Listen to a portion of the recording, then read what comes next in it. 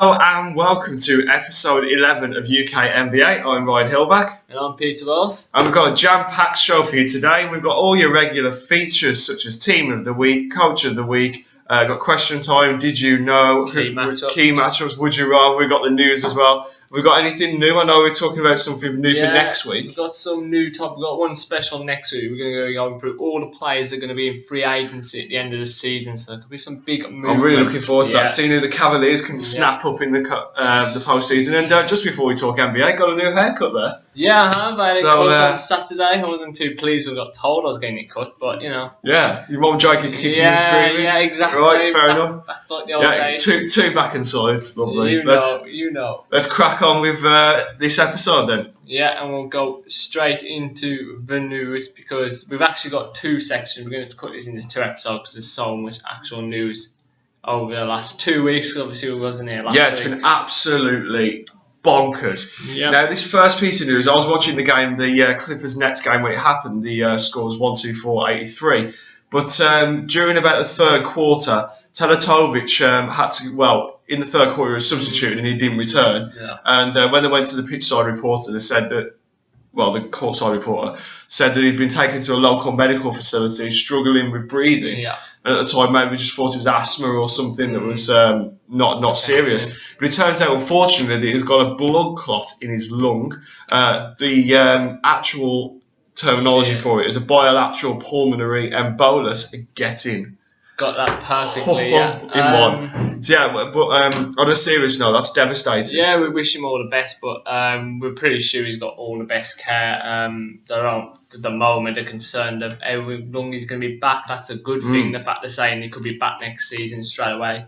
Yeah, that's positive. Yeah. But talking about, obviously, from a team point of view, the Nets, I mean, they got hammered by the Clippers. Yeah. Blake Griffin and DeAndre Jordan, an absolute fire for them. But players like Lopez obviously struggling with injuries and not the player that he once was. Like on a team point of view, this is a bad loss generally because Teletovic is such a good 3-point shooter. Not the best defender, but he can defend well. But he's a stretch 4, and he's kind of a perfect player to have when you've got players like Deron Williams and Brook Lopez inside, who's struggling obviously with injuries. It's a tough loss because he's a role player. Yeah, absolutely. But I'm sure we'll just a quick word on the Nets really before we carry on. They're sitting in 8th at the minute in the conference. 8th, yeah. Realistically, the playoffs, because I thought probably a couple of months ago that perhaps they could sneak into it, but the more I've seen of them, the more I think there's too many weaknesses. Yeah, there are a lot of weaknesses. No, they're not a very good team. If they make the playoffs, they'll be by the skin of the teeth. I don't think they will. Is that the conference obviously with lots of Magic in it and things like that? Yeah, they're all rolling Pistons. Hornets are on fire. Yeah.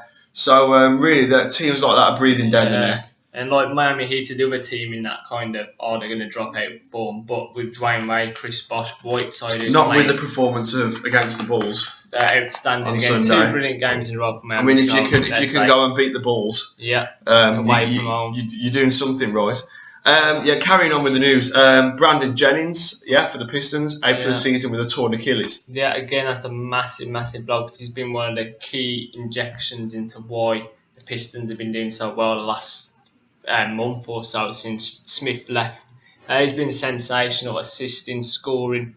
They're going to have to do a lot of it on their own. The good news for them is got DJ Augustine, who is a terrific point guard in his own right, as a backup. So, but they'll lose a bit of depth down in there. Yeah, there's a bit of momentum perhaps. Obviously, they went on that amazing winning streak where they beat everybody in sight. Yeah. Some impressive wins against lots of Cavaliers over that and the Spurs. Yeah. I mean, they really did go to town. And you've got some great news for the Timberwolves fans, haven't you? Yep, they snapped their 15-game losing streak. This is a bit of a go now. It's a couple of weeks ago. Yeah, obviously we had so much coursework last week that we gave it a miss. Old news, but Mo Williams became the first player. He's not the only player now. We'll look at that in the next section of news. 52 points, a career high he scored against the Pacers, obviously becoming the first player this season. Now, I'm one of 2 players to score 50. I bet he was I'm going off it. Damn it. Yeah, when he saw that performance of Weirwood, you know we're talking about a Golden State player. Yeah, we are talking about a special performance. But that was a fantastic performance in his own right by Mo Williams. Yeah, it was a good game for them against the Pacers. West wasn't on form for them, but for Pacers. But the Timberwolves great win for them. Can't defend. Yeah, so the Lakers, they took an amazing 7:40 to score their first basket on Monday against Miami. The Heat were actually 18-0 up to start. I thought it was bad in the Knicks-Hornets game. It took 6.5 minutes to register a three-pointer. Yeah. But this was even to register at any point. It was a weird one. It's a game a couple of weeks ago now, and I was watching, I recorded it and watched it the next day, and you're just sitting there and just watching, and no basket. It's like in slow motion, isn't it? It's like, and before you know it, Miami Heat are 18-0 up. Obviously, Miami went on to win the game. Well, they were favourites before it started, but you would have imagined Lakers to at least giving them a bit of a test. I'm not sure if that's a Lakers record or anything. If anybody knows, put it in the comments. We're not quite sure. Yeah, please do. 7 minutes 40 seconds it took for the Lakers to score a basket. That's embarrassing. Any basket at all. I mean, it'd have been that was just a 2-pointer, wasn't it? The basket that they did get. Yeah. So. And that was with Kobe Bryant and all, wasn't it? Yeah, I do believe it was more than like. Yeah. But he was missing it plenty. I think he went like 3 for 18 or something. Which is in itself. So the Celtics, who have they traded? They've traded Jameer Nelson, who they picked up from the Dallas Mavericks. They've traded him a straight swap for Nate Robinson. I think they've wavered since then. So I think Nate Robinson is on the out there for any teams. He did a swap in the Nuggets. So Jameer Nelson coming in for Ty Lawson, who seems to be in a little bit of trouble. We're just talking about that. He's has been arrested on suspicion of driving under the influence of alcohol. He's been questioned by the police at the moment. He has been charged, so there will likely be a court appearance for him. I'm not sure whether the terms of his parole will be whether he can play basketball or not, because he'll be travelling, obviously, maybe possibly into Canada. The Raptors in their conference. So whether he can leave the country to play is another matter. It causes a few problems, doesn't it? That's what it might be. We'll obviously keep on top of that development and let you know next week what the outcome is of that, or what we know is so far. Austin Rivers has traded to the Clippers. Obviously, played his first game against the Nets. It might not have been his first game; might have been his second. It was one of his early games, anyway. The coach, obviously the son of the coach Doc Rivers. His dad. It seems quite weird saying that. Yeah, that's a weird one. But his dad only used him sparingly against the Nets. Yeah, but so he's got to be unbiased. He's got to fit his son into the team, into the rotation. He has, and I was watching the Clippers Nets game, and one of the commentators for the Clippers said something extremely interesting. The fact is, it's quite a difficult situation to have his son in the team. Yeah. It's difficult for the team, and it's difficult for the coach as well. Yeah. But obviously, we're all humans. I mean, a lot of the players probably say things behind the coach's back, like why hasn't he picked me, or why did he take me off in the first quarter, second quarter, whatever. But Austin can't really be part of that conversation because he's got that kind of loyalty to his father. Yeah. And then the players are going to be suspicious about what they can and they can't say around him. It's an interesting one, I think, but I mean, it's a case of maybe Doc Rivers knows him more than anything. He knows exactly what his weaknesses and strengths are on the court. Also, as well, Doc Rivers is such a well-respected coach. I'm sure all the players are buying into that, and probably will hope that Austin Rivers puts as much effort on the court as his dad does off the court. And as he did for the Celtics as well, reproducing that kind of form. Celtics will be bitterly disappointed with that. But they have got, just to sort of soften the blow, they've got Chris Douglas Roberts and a 2017 second-round draft pick from the Clippers.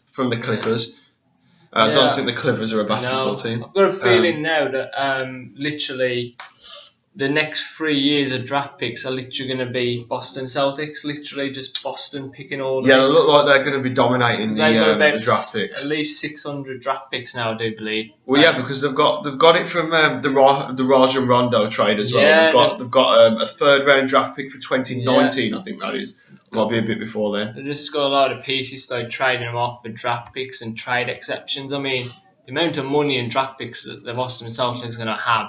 I mean, they're going to have the youngest team in the league, certainly, but they're going to have a bright future, definitely.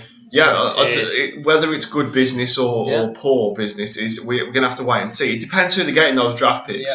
Obviously, it'll take us nearly 2.5 years to find out what they get from. 2 years, sorry, from what they get from the Austin Rivers trade in terms of draft picking. But it's one for the future, isn't it? Yeah, and also they've picked up Shavlin and Shavlik Randolph as well, and the Suns received Reggie Bullock from. I think that's a better deal for the Suns than. They'll be happy with that. They'll be happy with that. Yeah, Randolph, I think. Yeah, the Clippers needed to get some players off their books because obviously with the competition there, and they've waived Jordan Farmer. So he's on the scrap heap, so to speak, at the minute. He's a free agent. Club's looking at him. I mean, you've got is his centre? Players that can play at 2 or 3 position can play at 4 if you're going to go really small. But certainly a good player, good shooter, passes the ball well, plays in the system. I think the Knicks could do with a player like that. Just to add a bit to the roster, really. Yeah. Other injury news. Shabazz Mohammed of the Timberwolves has been playing brilliantly this season, as well as Andrew Wiggins in that side. He'll be out for 2 weeks. That will probably mean he'll be back sooner this week. Strained oblique. What's an oblique? I'm not too sure. I think it's in the. It's somewhere in the human body. I have no idea what an oblique is. But anyway, he's got one of them. Yeah. Should be back soon. That was a week or so ago, so he should be back this week. Another piece of injury news is DeRozan returned from his lengthy absence last week for the Toronto Raptors. Been on a good run, haven't they? Fantastic news for the Raptors. They've been doing well without him. They can do even better with him. And I look forward to seeing how good they can be down the stretch of the season. Yeah. And Kobe Bryant for the Lakers, obviously, is going to make a decision on surgery. He's torn his rotator cuff. Yeah. It might delay till the end of the season, or he might have it immediately. We'll have to wait and see. I think for his sake, I think having it now would be the wisest idea because you can't really do anything special with the Lakers. They're not going to make the playoffs. There's no chance of that. They're not competing for anything, are they? No, it's pointless carrying on. But he's been picked for the All-Star game, hasn't he? Yeah, I think he's going to obviously have to come out of that. They're probably going to replace him. I should think with somebody like Klay Thompson, Russell Westbrook will step into the starting role. Well, but Klay Thompson's going to be needed to be in that conversation after what happened. Certainly. And Kobe, I think it'll be best if he has the surgery. It's obviously in his shooting hand. He's not going to be very effective, and you don't want to say he's coming to the end of his career because he can still produce so much. He's still such a competitor. I think that would be such a shame. It's a sad day for basketball. Yeah, but he's got to make a decision about that. His surgery, apparently he's going to make a decision today, which will be yesterday, because this will be up on Tuesday. Right, okay. Yeah, so he'd already made a decision by now. By the time he's hearing this, he's made a decision. And another player that has definitely decided he's going to delay his surgery is LaMarcus Aldridge. I remember reading that he had a torn ligament in his thumb over 6 to 8 weeks. But then I saw him playing for the Trailblazers against the Wizards. 102, I think it was about 102, 90 something. And I was thinking, hang on a minute, am I seeing things here? Yeah, I was thinking when I was watching, am I watching the wrong game? Am I watching a game from like 3 weeks ago? And then when the commentator said, he's decided to delay his surgery, I was like, fair enough. Yeah, so he's delayed that to the end of the season. He obviously sees the importance of him being in the team for the Blazers, and 29 points, I think 26 points, 9 rebounds. Important player for the Blazers. Fantastic player. I mean, they're obviously competing to try and get in that playoff position. I mean, they're doing very well at the minute. Yeah, so, second place, equal second with the Grizzlies. But obviously, if they do get into that playoffs, it's going to be a player that they need. Yeah, they're going to need him to progress. And just delaying that to the end of the season. So fair enough for that. But we've got more news on the way, so join us in a second on the next video. Yeah, part of the UK NBA.